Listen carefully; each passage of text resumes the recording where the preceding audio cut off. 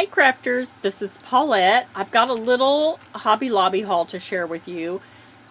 This is March 22nd, 2014. They had sent me a coupon and flyer a couple of days ago that said that all of the Stampabilities and the Paper Studio items were 50% off. So I just had to go in there and check things out. And of course, I always run over to the discount wall first. And I picked up these little tweezer things. Look what they do here. They are gum paste tweezers, and they're for little cutouts of this kind of sweet stuff that you can roll out and cut out with your cookie cutters. I thought this would be perfect for heat embossing and not burn my fingers. And because this is smooth inside here, it's not going to make marks on my cardstock. My little surgical tweezers that my mom gave me years ago for crafting have little teeth on them, and so they'll indent the cardstock a little bit. So this was normal $5.99, so for $3.59 I could not pass those up. Here are some little clothespins. I actually saw some bigger clothespins on the discount wall, but there was only 6 in the package.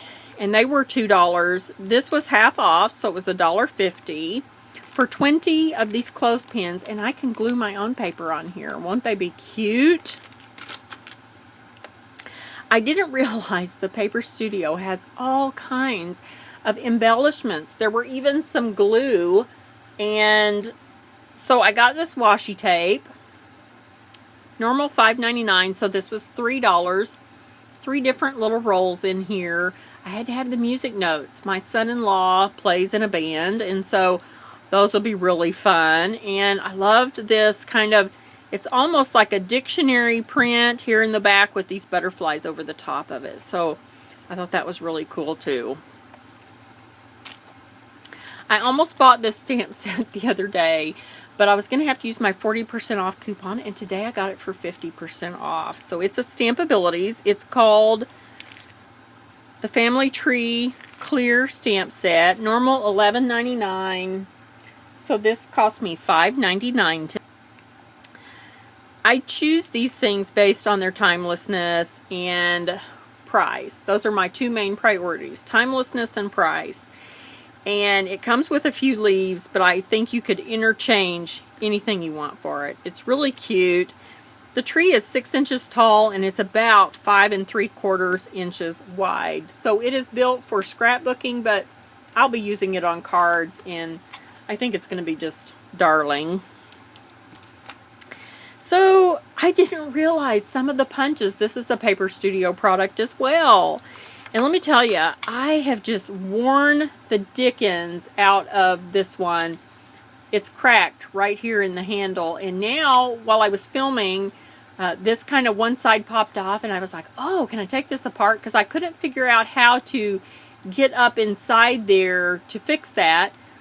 But I need a glue that will harden, that I can put down in here, put it in the break, and then take a piece of like Cool Whip lid or something and cut it in this exact shape and glue it on top of that, because it needs to still be able to smash down pretty flat to cut. And then I will probably pass this one to Katie for her craft room. So normal $6.99. So this was $3.50 for me today. Oh, you just could not beat these deals. So, as you know, all of the wood stamps are, I guess, maybe they're together by company in little sections, but they were all mixed all throughout the shelves. So, I was not going to stand there and try to figure out which ones were Stampabilities and which ones were not. So, I just kind of picked up the things that I gravitate to, which were the Inkadinkado and the Penny Black stamps. And then I picked this one up, and it was Stampabilities, and I was like, oh, yes. When I flipped them over, they were not mounted on the blocks right. And whoever mounted them mounted the 2 stamps that were in the store today, because they were both tilted forward, but the sticker is not tilted forward. So I want to give you a little tip about how I go about correcting this. Now, I'm not going to tell you how I got the stamp off of the block because it was too dangerous for people to do. I was really tempted to put it in the microwave. The people who are taking their stamps off of the wood blocks, put them in the microwave for 10 seconds, and then they come off of here, and then you can put them on the cling mount, or make them where they'll stick to an acrylic block. So I pried the stamp off of the block, and then what I do is I come and look at the sticker, and I say to myself, okay, this is 1/4 inch from the handle to the edge, and this is about 1/4 of an inch from the spout to the edge. This is about 1/8 of an inch from the image to the edge, you know, the actual edge. And same thing up here. This was about 2/8 from the image to the edge. And then I flip this over, and that tells me exactly where to line this up. 1/4 of an inch here and 1/4 of an inch here, and I kind of gain that perspective first. And then I figure, okay, now you've got to, you know, don't pay attention to the extra here. We're going actually from the image. So the image, the high point of the image, you know, the mountain of the image to the edge of the wood. And then you can get that pretty accurately on here, because I use the sticker. That's my guide when I'm stamping. But isn't it a beautiful stamp? I'll tell you why I had to have it is when I was a little girl, my nanny, who had her Frontier Curio shop in Ozark Acres, just up the road from Hardy, Arkansas, I watered her flowers with a watering can that looked, gosh, just almost exactly like this, only it was galvanized. You know, the whole thing was gray. But just like this, big handle back here, big handle on the top, big spout on the front. So I just thought it was lovely. I had to have it. It was a normal $6.99, so that cost me $3.50. And here is some Tim Holtz goodness. The window and window box die. I was thrilled to see this on the wall in Hobby Lobby. So I grabbed it up, and I ended up using my 40% off coupon for this. It's a normal $19.99, so it cost me $11.99. So I've die cut this a whole bunch, but couldn't find my pieces, so I've die cut it again just here. So here's the footprint of the die. The window box is down here, and the window's up here. And it cuts out like this. I didn't do a very good job on this one. I cut off part of the window box. So I've cut this in watercolor paper, and it is just, look, it's as big as your hand practically. Just a beautiful size. Let's use this better window box. And I'm going to imagine that you're going to cover just a little bit of the window to put it on, and then you get these the panes that fall out that would be perfect for little photo inchies. I did a photographer's birthday card just the other day and used some little pieces just about like this to stamp some little images to be like photographs, and laid them around on my camera. So these would be perfect to do that kind of thing. Or you could even color them with a very light blue and lay them back in there, and they could be the window pane. So you could use it either way. I think it is so cute. And I'll tell you what I'm going to be doing with this. I'm going to be doing a little bit of watercolor. So I've got lots of time on my video, so let's just play a little bit. I'm going to grab my glass cutting mat, which I have been using as a place to put some of my inks down. You guys know how much I love using my Crayola washable markers. So let's just grab this palest blue and let's just color a couple of window panes. Let's do maybe a nice brown that would be kind of like some wood. Let's see, this one's a little bit lighter. Let's have a little bit of that. Let's have a little bit of gold too. And we'll do a little bit of blue for the window panes. And I'm going to grab a scratch piece.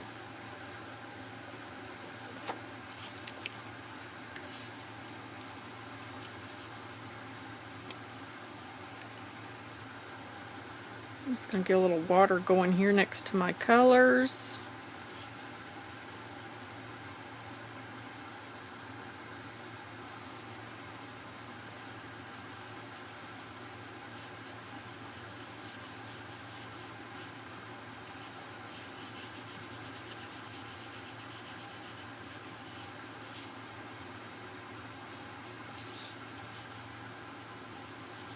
This makes a nice impression. If you guys can see, it makes a nice impression here. Little crease lines around the panes of the window, which is very cool.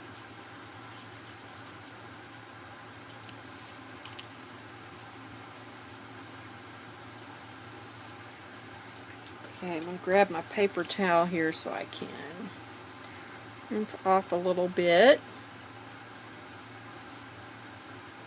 I'm just going to put a little bit of yellow in there, so this will be a little bit more like oak. I love oak stain and walnut stain. Those are my favorites.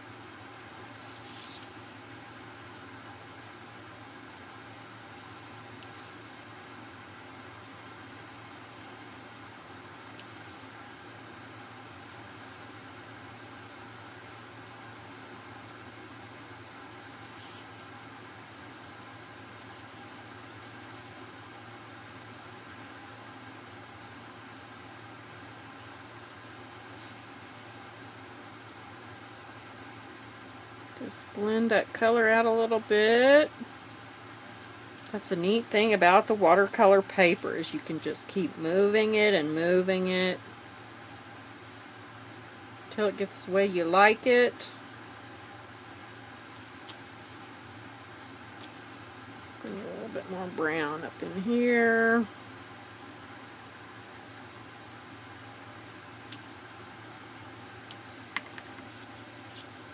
I'm going to take just a scrap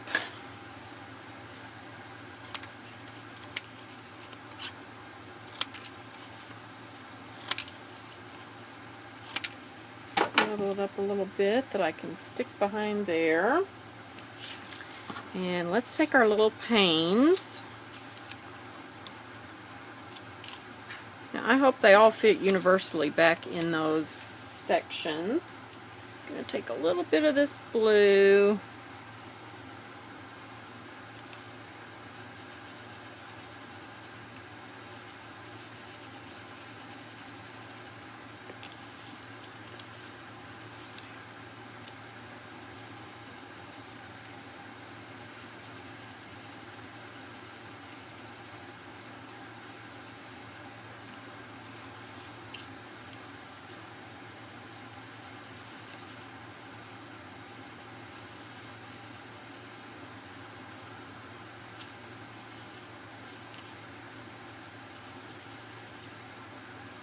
Okay.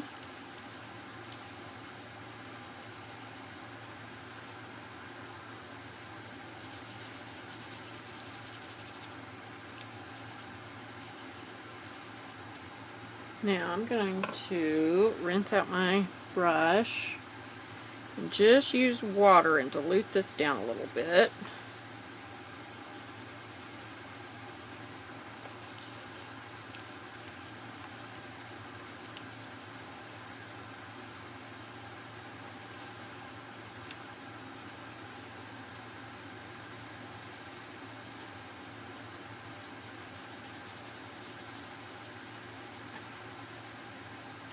Blend that out some.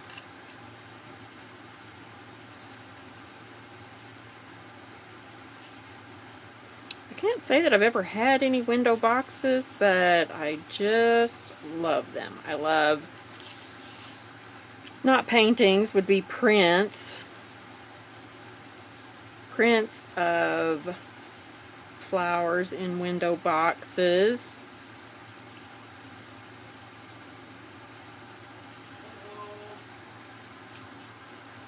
Okay. Alright, let's take, let's see, I guess I want the glue on the front of this.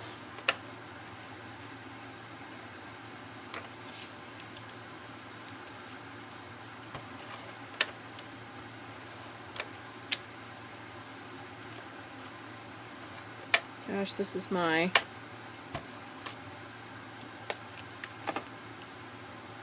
the good glue, and it is not cooperating very good, as you can see right there. I never buy the expensive glue. I always buy the all-purpose one, and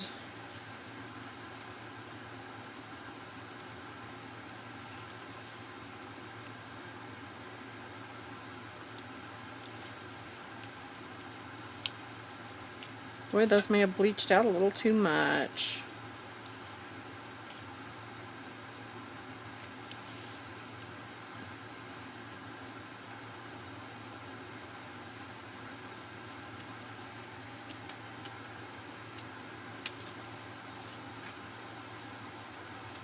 I'm afraid to color right on there. Sometimes it'll wash out, and sometimes it doesn't, so.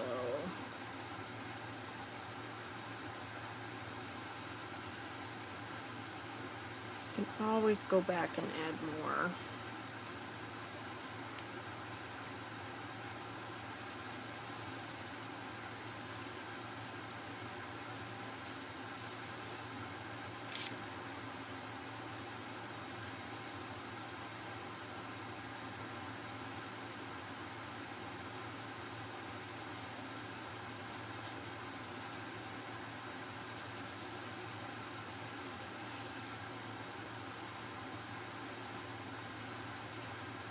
But isn't this die going to be a lot of fun? Okay, let's see if we can't get it to dry a little bit.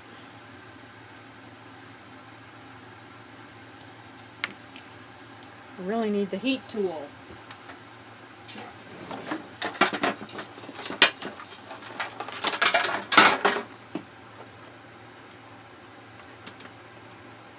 Well, let's zap it. Time's ticking on.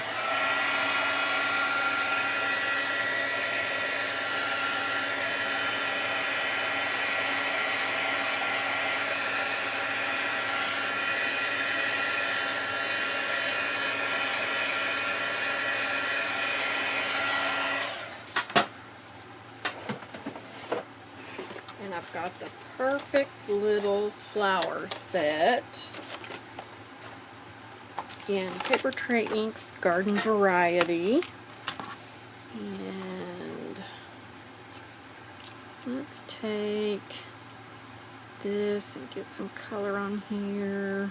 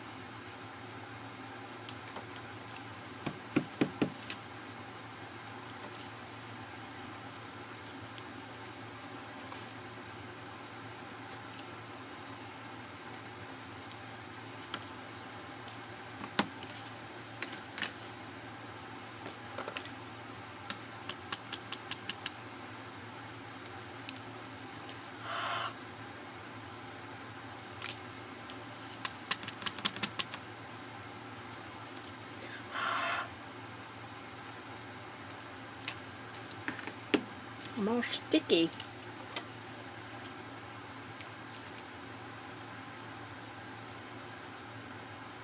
Now I'm going to have to put my box up just a little bit higher, and because of that, yeah, I'm going to cover the bottom of the window. So that's okay. I will just trim the part of the window that's showing. Not a big deal.